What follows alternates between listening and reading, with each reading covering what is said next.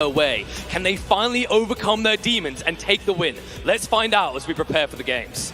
مباراة فريق OG و LGD مو أول مرة نشوفها وقد شاهدناها مرات كثيرة، لكن هالمرة هذه تبي تكون الستيكس جدا عالية، لأنه في حالة خسارتك للجيم ما عاد بيكون عندك فرصة أنك تكمل سنجل إليمينيشن ماتش، وخطوة أخيرة قبل ما يتأهل فريق إلى الجراند فاينل، بيكون أول فريق معنا يوصل إلى الجراند فاينل في الرياض ماسترز. مباراة بتكون ثقيلة. خلونا على طول أعزائي المشاهدين نروح للاستوديو التحليل على طول ونفتتح اليوم النهائي من بطولة رياض ماسترز.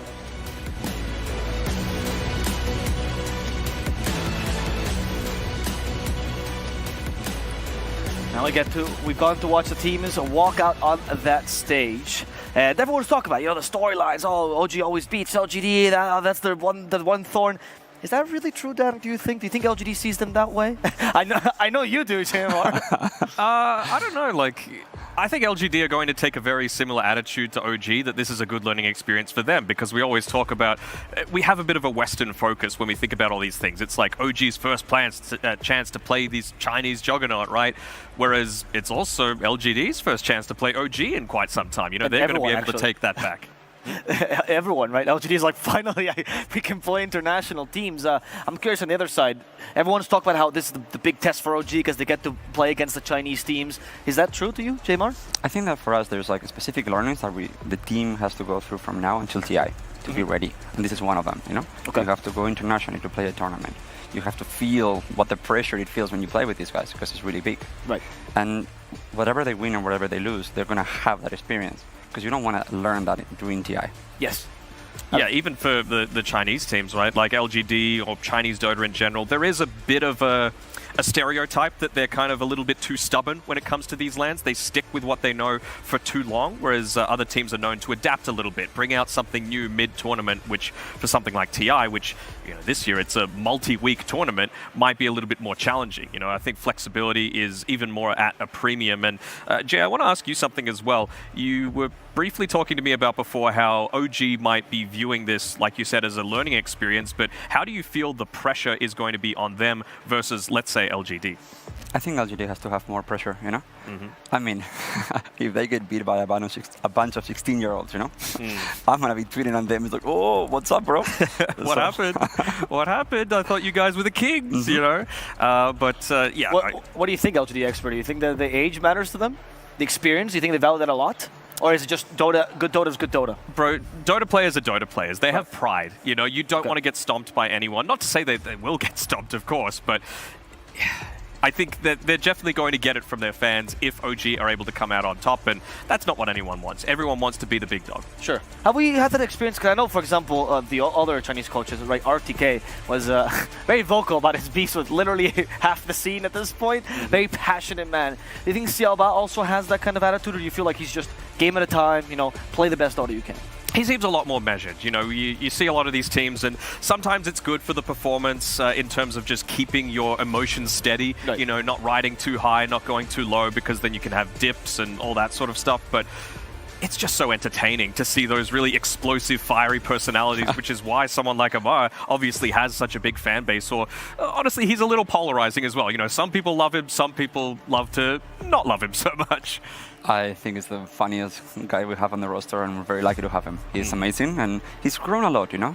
He used to be a little bit more of the challenging punk when he joined the roster, and now he's really understood what it takes to win and how you need to really harmonize with everybody else, and he's been lovely to work with. I want to ask at one point, now it's long past that, but there was a little bit of beef in the Stockholm Major with Amar with a couple of players.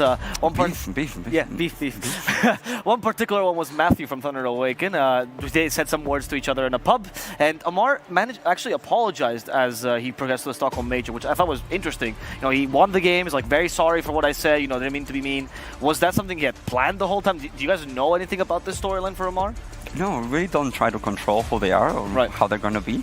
I know that Amar is just a competition. He's 16-year-old and he's constantly, bouncing, and he wants you to bounce back. He doesn't want just to run you over in how he plays, in how he talks.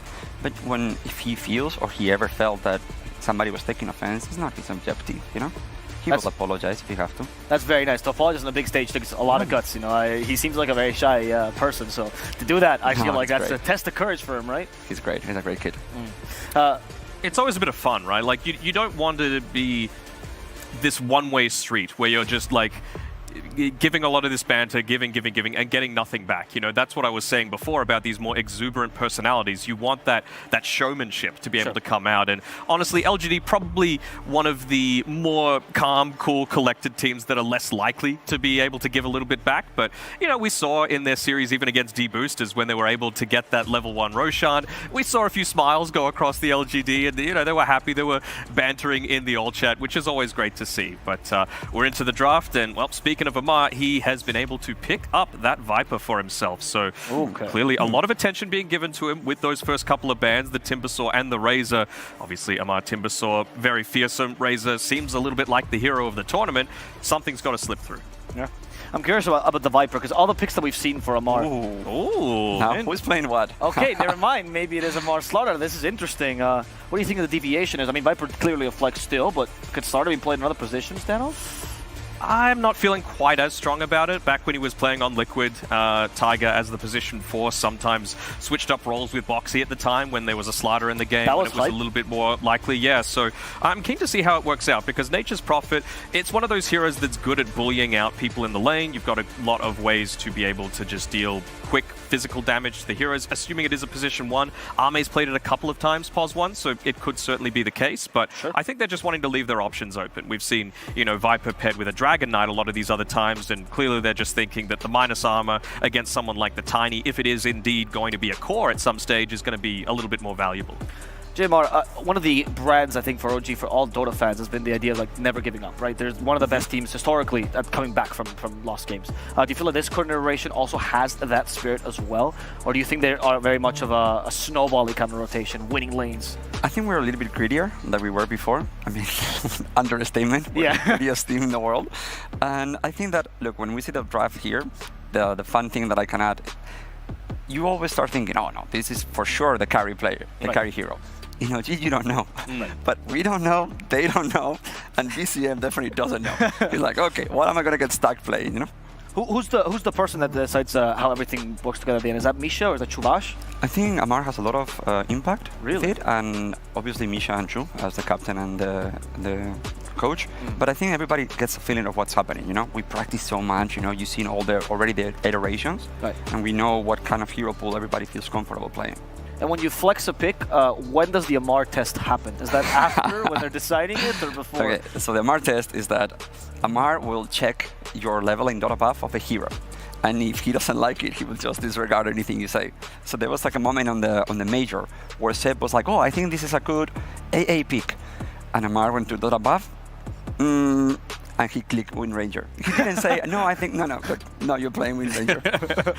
What is it? It's like Dota Plus, it's like gold or above, basically. I'm not sure. Yeah. I'm not sure, but if you don't pass it, you're not playing the hero. I think Seb in your podcast said it was first they would check win rate, then last few games, right? Yes. That was it, and of course the level was the first thing. I think it was like level 10 or above, but you're not playing it, right? Yeah. Really high standards for him. LGD also has high standards, but those are decided by the director, as we like to call him, right? Whenever he has a plan, he tells his players to practice this beforehand. That's why they're always ready. That's why they're so versatile. What can you tell me about this plan you're seeing right now? Actually reminiscent a little bit of the RNG lineups we saw with this early Furion. Yeah, I mean, I think you just... Viper is one of those heroes that is not very mobile. That's its big weakness. You want to stand there, you want to be a turret, you want to force down towers, objectives, be a beast in a lot of these team fights. If indeed it is a core Viper, we still don't know. But we've got this Furion, of course, very mobile, able to move around the map, and they are kind of single target focused as well on OG at this point in time. So that's why it's really important for them to take away a few of those easier opportunities to be able to dominate the lane. Of course, a Warlock Bristleback against an off-lane Nature's Prophet is a fantastic lane. Bristleback, once you hit level 25, honestly even level 20, level 18, these big power spikes, all that physical damage from the Quill Spray is just going to be amped up by the Corrosive Haze from the Slardar. It just means that you can continue balling on forward. And new hero Pog Champ. We've got a Dazzle coming out here. Again, it's all about the burst damage, and it's all about the single target burst damage that OG have right now. So someone like a Dazzle's pretty good, but it's kind of just like delaying the inevitable, you know? It's not actually going to save you unless you have a way to disengage and be able to come back after a team fight. So right now, they don't exactly have that. Like the Tiny, if he's the one getting gone on, then probably you don't have a way to be able to follow up on that. And it's fascinating as well because we've seen LGD being the team that always runs team fight 5s, right? That's been the big thing they've been doing this tournament. Last match against Nigma, they go for the Enchanters, more lane-oriented, and the Dazzle is also lane-oriented, right? Do you think it's a shift in their strategy to adapt to the OG? Possibly. I mean, Dazzle Nature's Prophet is a really strong lane together. Like, I know they're two range, which isn't typically the way to go about it, but if it's going to be, you know, a Viper or if it's going to be a Slardar, that's exactly what you want. And this is what I was thinking. Illusion Heroes against this very single target focused lineup. It's going to be great. You know, Naga Siren, Phantom Lancer was potentially an option as well, but yeah, I don't hate this Naga. I'm curious now about, because I'm sure you've seen them play, right? And you just like witnessed it. Yeah. When you get to, they're going for strong lanes now in LGD, right? So it's not going to be the usual destroying MR lane. What happens when the lanes don't go their way? Like, what is the recovery like? How's the attitude in OG? Do they concentrate a lot? Do they maybe try to have a lighter atmosphere? I think that you always, if you watch all the MR games, you see that he's going to try to find farm that makes him happy and makes him feel the vibe of the game. Right. And I think the most interesting thing right now is all these heroes can be very greedy, but who is playing what? Right. I mean, in my 2K pubs, you know, all these are core players. Core heroes, sorry. Sure. What better way to scale? You know, if it gets to 50 minutes, they're like, we got this. We have that late game potential. But that is the OG strat though until now. I'm pretty sure it's all carry. I think that's to say, like the open AI, you know? Okay, how about we play like this? We all buy Midas, you know? We all get cores and we just have to make an hour game, you know? And then we'll be ready. And that's where Taiga comes into play, right? His experience and his ability at cutting lanes. That's where he has shined and shown, and he has been able to kind of delay the games for OG to scale as they want to. So I'm just trying to think what OG are looking to go for with this last pick of the overall draft. I wouldn't hate something like a Death Prophet, for example. You've got some percentage damage, you get that Spirit Siphon onto the real Naga Siren. Even if you're going to use the Mirror Image, it's still going to be able to follow you. Some extra tower push. Roshan just melts even faster. You probably don't even need to pop the Exorcism for it. I really wouldn't hate to see something like that. And again, it is still kind of flexible, right? You can toss it into multiple different lanes. Where would you put it, though, the Death Prophet? I don't think OG knows where they would put it if they would have picked it up, but... musical chairs. We're going to play music and we stop. Yeah.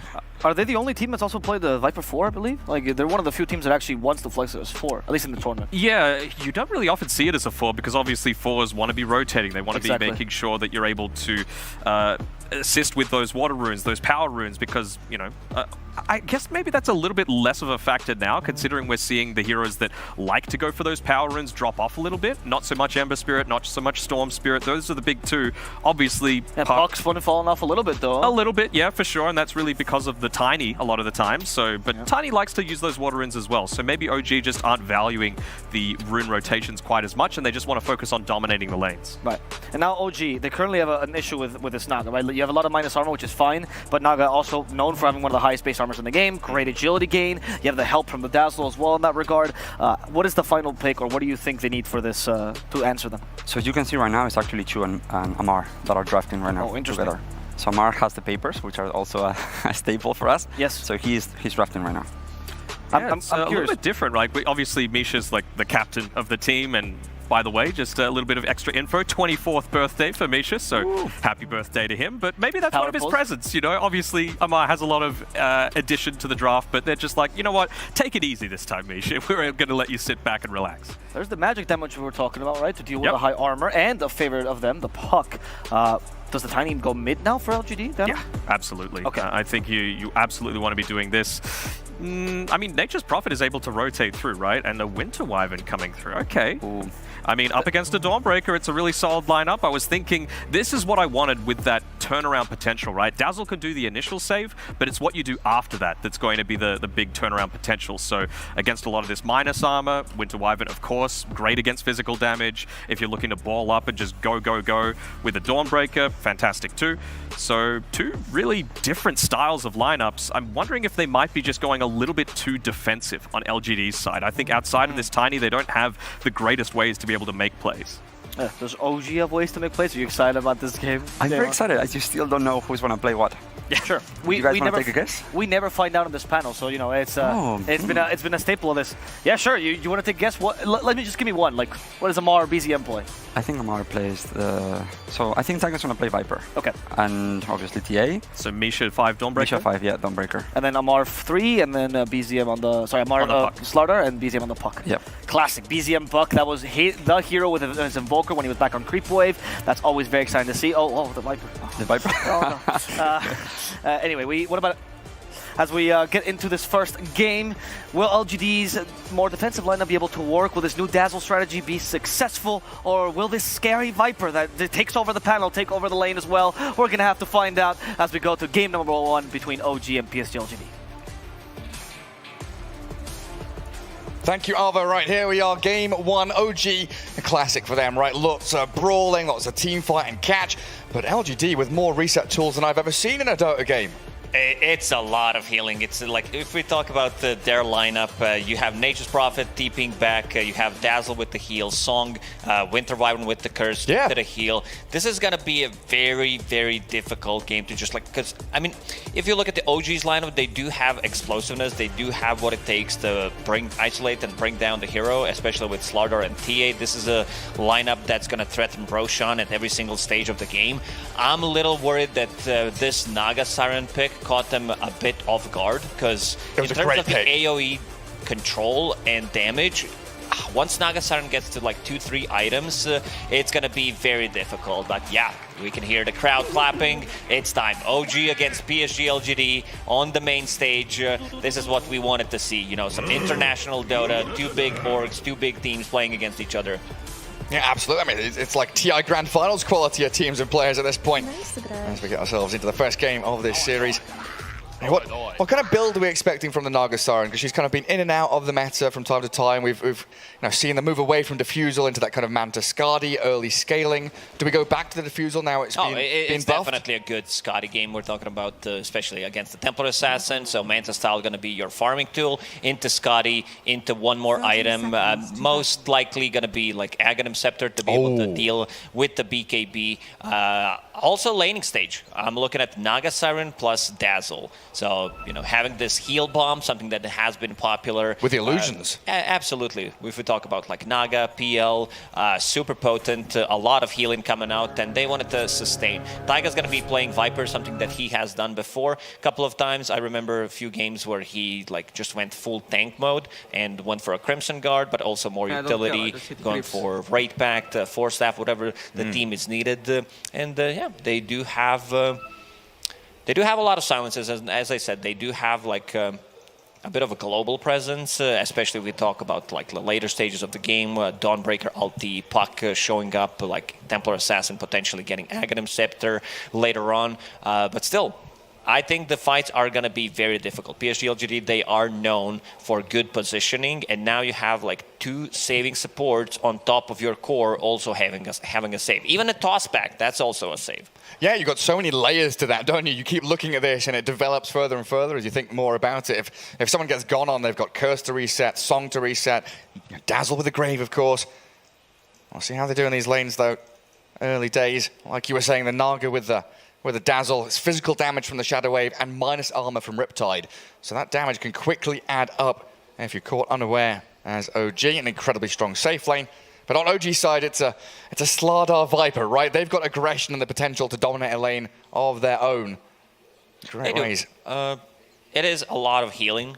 It is a lot of confusion because Slardar wants to lock onto target. Same goes for Viper. So using these illusions is going to be a bit difficult, I would say, for OG in the laning stage. Also, value from Dawnbreaker, they do have like good ways to reset the fight with Naga Siren ulti. We've seen Wyvern as a counter to Dawnbreaker. You just ulti whoever is getting ulted by Dawnbreaker, and you know you have like a pretty good setup overall. And there are quite a few counters out there, right? You're talking about the Wyvern against Dawnbreaker, but there's also this Tiny against Puck that we've seen a lot of players not want to pick Puck into Tiny because it is the lane counter and also the mid-game counter with the nuke damage you have. Yeah, you're always going to be able to threaten and kill on Puck with Tiny. They don't have that much lockdown on the other heroes. The other one that Puck is going to be afraid of is Winter Curse. Other than that, he should be okay. I also want to see what item build on Fate Beyond's going to be, but we're talking about the Orchid, which is not that popular, but if they feel like they need more to be able to lock down puck, you should go for it.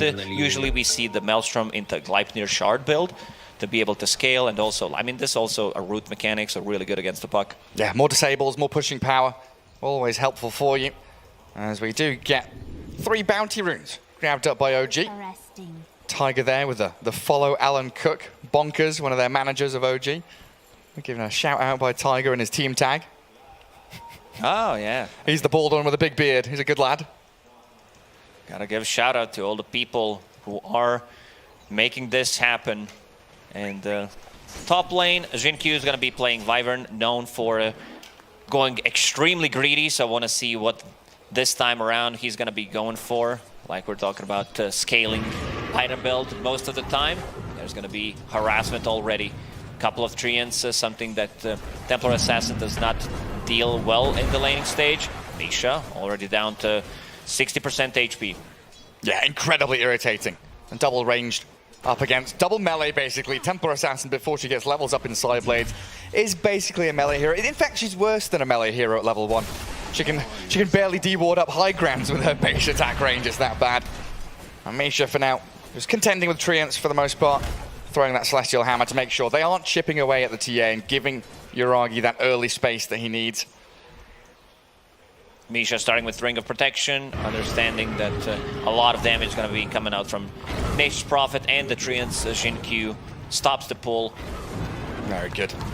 A lot of denies on the mid lane. 4 already on Nothing to Say. 7 and 4 and only 3 and 2 on puck. Yeah, I was just looking in there because we know that this Tiny can handle the puck incredibly well. So it's going to come down to BZM and trying to outmaneuver the Tiny, get those water runes.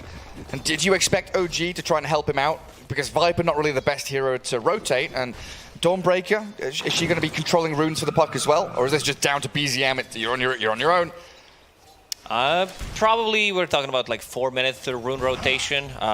He's going to be the one calling the shots, whether he needs some kind of a help. And also if PSG.LGD supports decide to move around, that means that potentially he's not going to be able to pick up one of the water runes. Tiny already has his bottle, and so does BZM. So let's see. They are deciding who goes left, who goes right. Oh, BZM was right. BZM was right indeed. I do get their water runes for themselves. Yeah, very, very laning focus from both teams. All the supports, not the most ideal rotators or gankers. As Tiger looks for the Curious Knight bot, gonna miss out on it. Trying to play forward and harass back White. But it looks like so far, LGD coming out on top in the regen trade in that Naga Dazzle lane.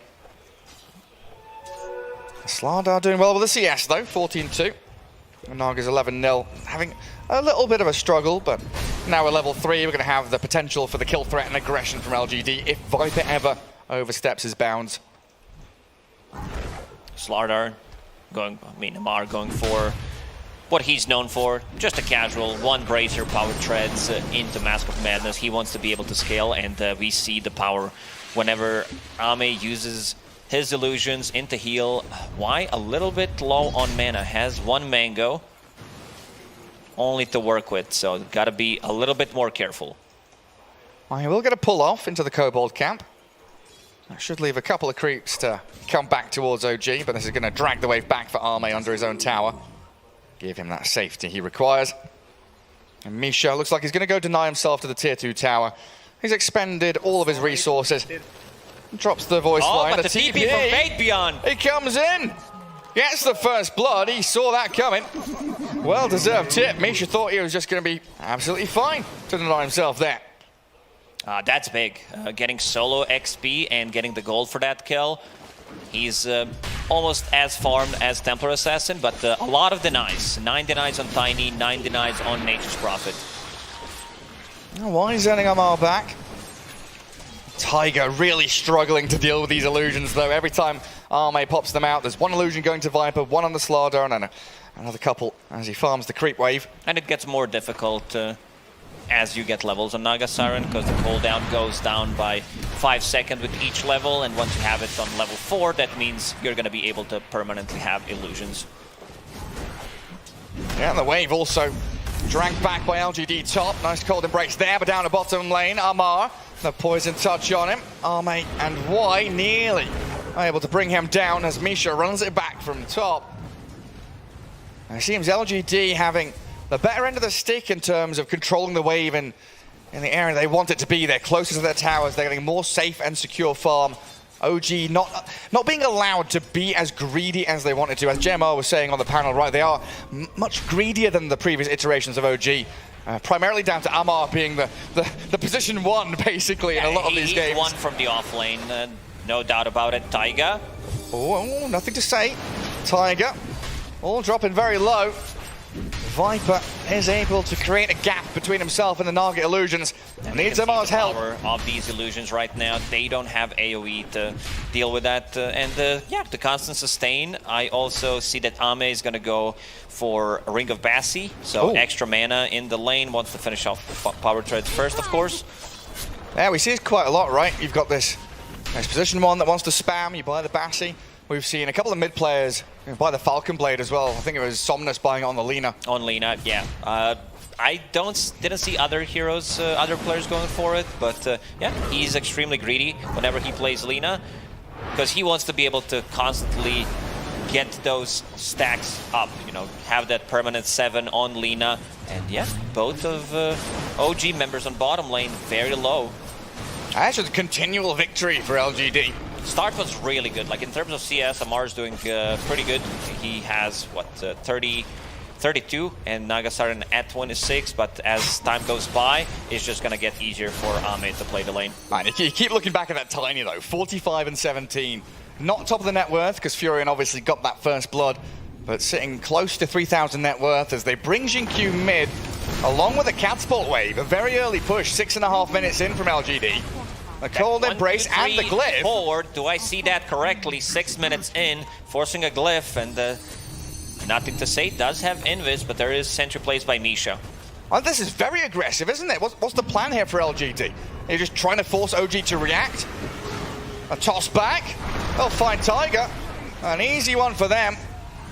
Steps a little too far forward, and nothing to say will punish that. Damage was done.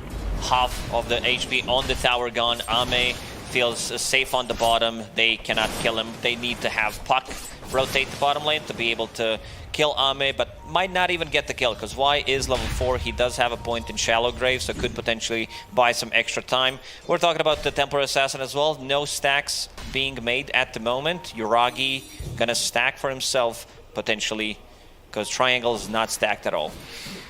No, it's a good move by LGD as gonna bash it onto the Naga, but look at that damage coming through from the Wrath of Nature. Y and Jinkyu helping out Ame to pick up a kill, and maybe Misha, yeah, TP back home successfully.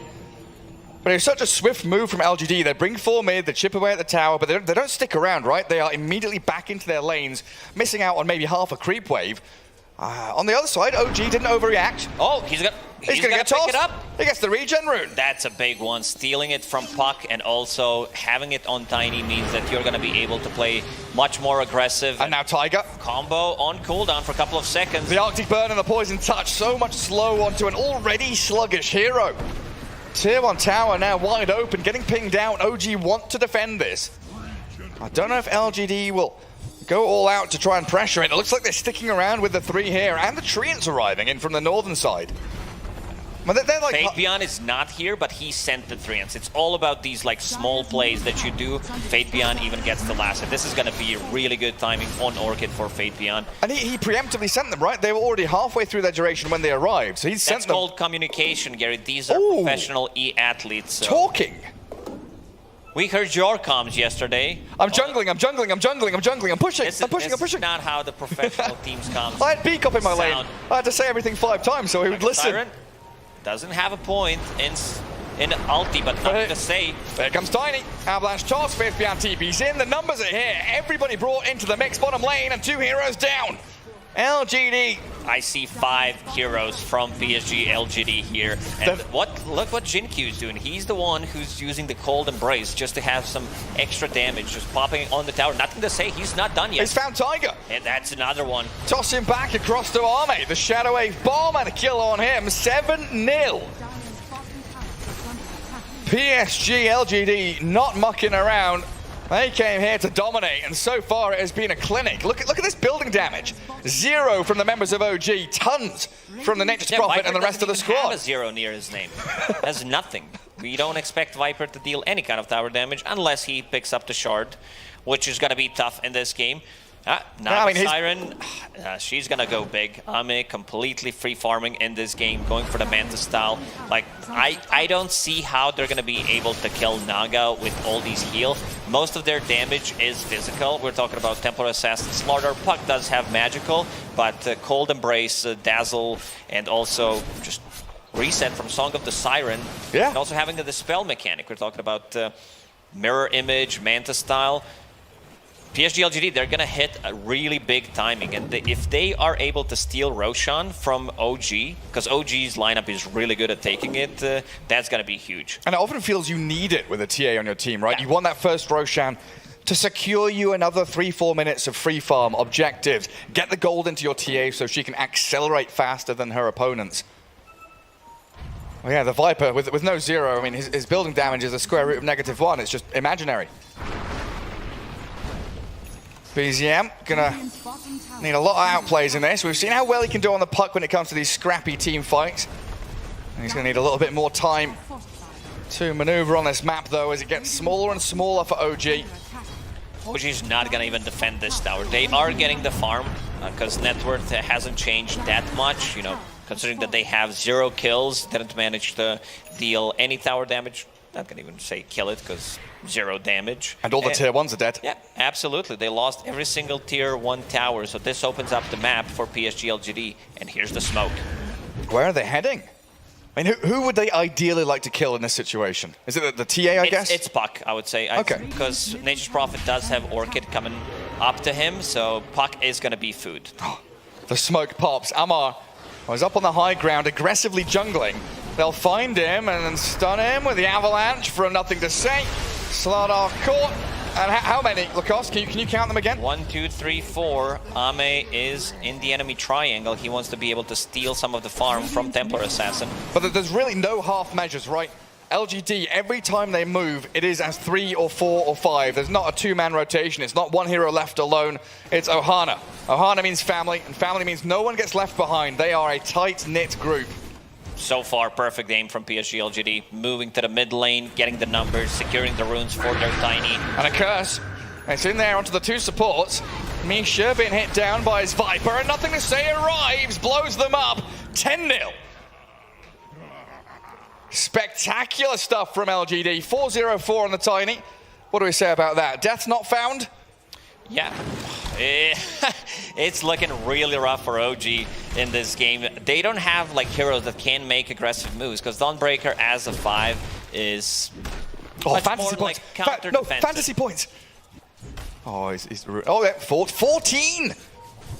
Nature's Prophet right out there at the front. And Fade Beyond, after finishing the Orchid, which is going to completely cripple Puck, even Templar Assassin, going for a Witchblade to have some extra overtime damage against the Templar Assassin. I think OG should try to farm up Deso on Templar Assassin. Yuragi's relatively close, needs another 2 minutes of free farming, and then go with the... Because Puck has a Witchblade. Right now there's smoke. They're trying to make something happen. Yeah, I mean, look at that.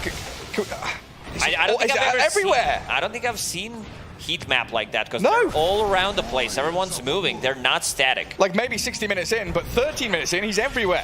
Faith Bian gets the silence onto the Dawn. Jinkyu is nearby as well. Let's see if he can turn this back. It looks like the Prophet will be slain by Yuragi's TA. A nice streak to be grabbed, and the Wyvern's been left alone. And that play style they were talking about by LGD has broken down a little bit. They've spread the map wide, and they weren't all together this time. Yeah, it's very important to get that kill for the team, because they were sitting at 0. If you look at the top of the screen, like, it can potentially affect you, so getting a 1 or 2 is pretty big. Nothing to say so far. Pretty much a perfect game. Has a haste rune in the bottle, going for the Echo Sabers, so they should, like, they could easily also outnumber